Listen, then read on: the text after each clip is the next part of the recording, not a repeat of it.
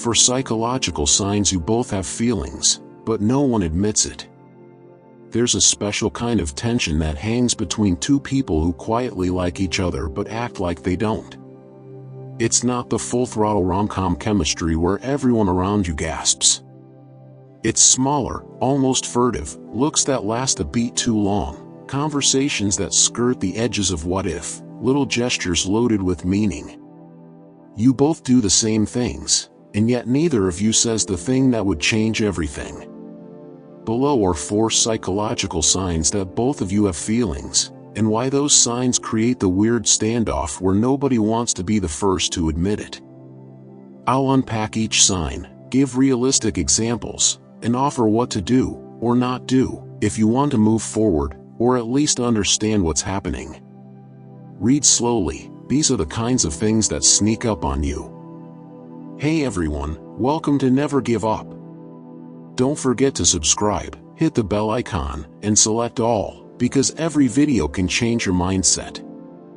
Sign 1, proximity and micro-investments. You make time, then pretend it's nothing. When people like someone, they make room for them. But the tiny, almost invisible ways you make room reveal a lot. Choosing the seat next to them, staying a little longer than necessary, remembering the small preferences, sending a message at the precise time they need it. These are micro-investments, small actions that add up to emotional currency. Why it's telling, small repeated actions require effort. Doing them over and over suggests you value the person's presence more than you say. When both of you constantly rearrange plans or subtly prioritize each other, it's rarely just friends. A typical scene, you're both at a party. You don't need to be the person who insists on refilling their drink, but you do, 3 times in a row. They notice. Later, when work deadlines hit, you're the one who texts first with an encouraging "you got this" gif. You both find excuses to show up in each other's lives on the regular. When friends point it out, you laugh it off. The psychological mechanics, humans are wired to invest in what matters to them. Micro-investments are a form of low-risk signaling, showing care without saying the words. When both people keep paying that small cost, it often means the internal account has a positive balance. We care, we want to be close, but we're avoiding a high-risk move, admitting feelings. What to do? Notice the pattern. If you're doing small things daily, step back and ask, am I acting this way because I truly enjoy this person, or am I habitually kind? Hold a higher stakes experiment. Turn one of those micro-investments into a slightly bigger one. Invite them to something meaningful, dinner, a show, a long walk, and observe how they respond. If they reciprocate, the standoff is softening. What not to do? Don't keep piling on micro-actions indefinitely expecting them to add up into a confession. That rarely works without explicit communication. Sign 2, emotional mirroring and private vulnerability. You show your soft spots, carefully. When someone likes you, they don't just mimic your jokes, they mirror emotions. They notice when your mood shifts, they echo your small preferences, a pause, a phrase, and they protect your vulnerabilities. But the key detail, the vulnerability sharing, is guarded, reserved for private moments, never declared openly. Why it's telling, opening up is high cost. If both of you share tiny, selective vulnerabilities, a childhood memory, a fear of failure, a lost belonging, but do it with a "don't tell anyone" tone, that creates an emotional intimacy that often precedes romantic feelings. A typical scene, you're walking home late after a concert. Somewhere between the glow of streetlights and the lazy after-conversation, you admit a small regret you've never voiced. They listen with steady attention, and then, quietly, share something equally raw. You both feel seen, and the air shifts. A day later, in public, the conversation is back to safe, superficial stuff. The psychological mechanics, vulnerability creates trust. When someone reciprocates with matching vulnerability, it signals they want deeper connection but are testing the waters. If both of you oscillate between being candid in private and cool in public, it's because you fear consequences, the risk of rejection, the loss of the current relationship, the awkwardness if it doesn't work. What to do? Acknowledge it. You don't have to declare love, but you can name the pattern. I feel like we talk about important things when it's just us. That sentence is honest but not aggressive. Try a controlled vulnerability test. Share something slightly more revealing, and watch if they mirror with interest and continuity, not a one-off. Continuity matters. What not to do? Don't weaponize vulnerability, e.g., overshare as a way to guilt or trap them into response. That often scares people away. Sign 3. Push-pull behavior. You are both cold then warm, and you call it busy. Push-pull is classic in unadmitted attraction dynamics.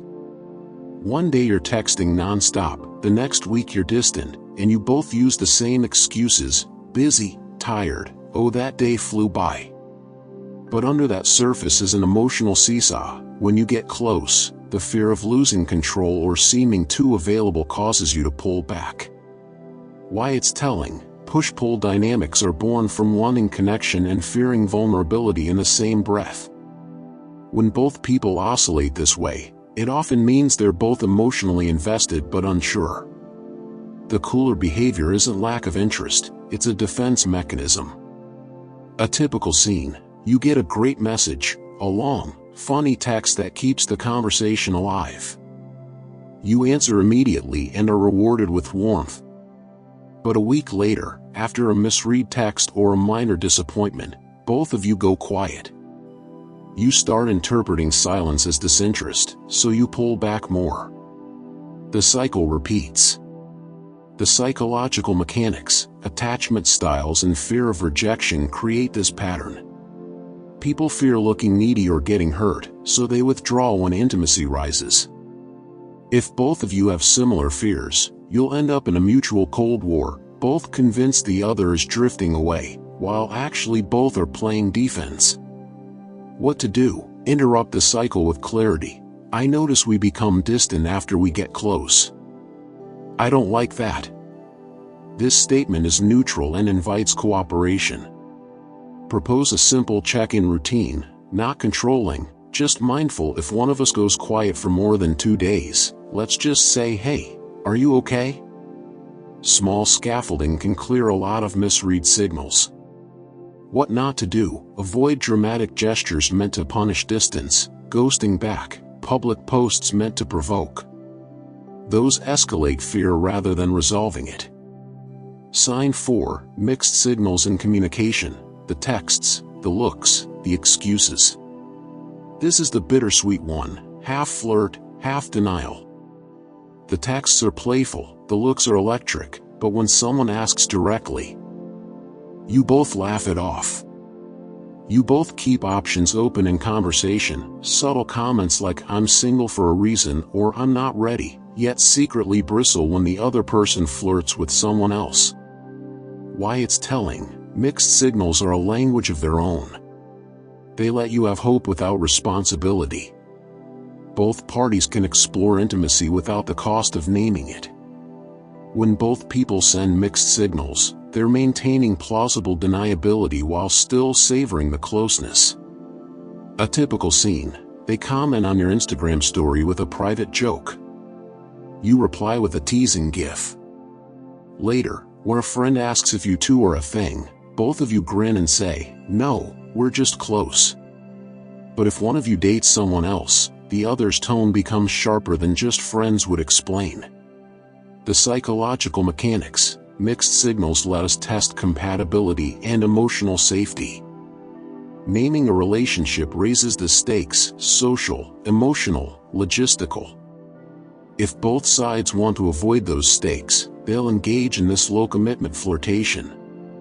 What to do? Ask for one clean data point. Not a declaration, not a dramatic speech, just one question that requires a real answer. Examples: would you like to go on a real date this weekend? Or are we seeing other people right now? Or is this mostly us? If you want to preserve the friendship, make your boundaries clear. I enjoy this, but I need to know if we're on the same page about dating other people. What not to do: don't assume mixed signals mean you're free to behave poorly. If you want something clearer, be the person who asks with respect. A short exercise, one honest conversation you can have tonight. If you suspect both of you have feelings but neither will admit it, try this. Pick a low-pressure setting, a walk, a coffee, a quiet corner after something casual, and say one of these 3 short lines. They're simple, they reduce drama. I really enjoy the time we spend together. How do you feel about it? We seem to be doing a lot of the same couple things. Is that something you've noticed? I don't want to make things weird, but I think we both care more than we say. Do you feel the same? These openers aren't demands. They're invitations to honest, small-scale talk. The goal isn't to force a label but to surface alignment. You'll learn a lot from a calm, truthful answer, and even more from the tone and follow-up. If you're afraid of losing them, a gentle rule.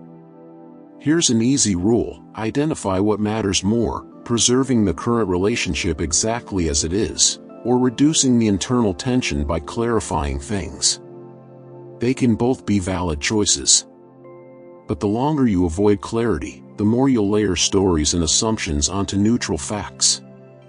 Quiet resentment and missed opportunities build over time. If preserving the exact status quo is your priority, then accept the ambiguity intentionally and enjoy the present without expecting more. If reducing tension is your priority, accept that clarity might change the relationship, and that's okay. Better to know than to spin in possibility. Final truths, short and honest. Actions usually speak louder than words. If both of you act like you matter to each other, that's not nothing. Fear of rejection and fear of change are powerful. They'll keep both of you silent long after feelings are obvious to anyone watching. You don't have to hurt the bond by speaking up. You can be gentle and honest. The worst that happens is you get an honest answer, which is better than endless guessing. If you found value in this video, don't forget to like, share, and subscribe to our channel. Thank you for your support.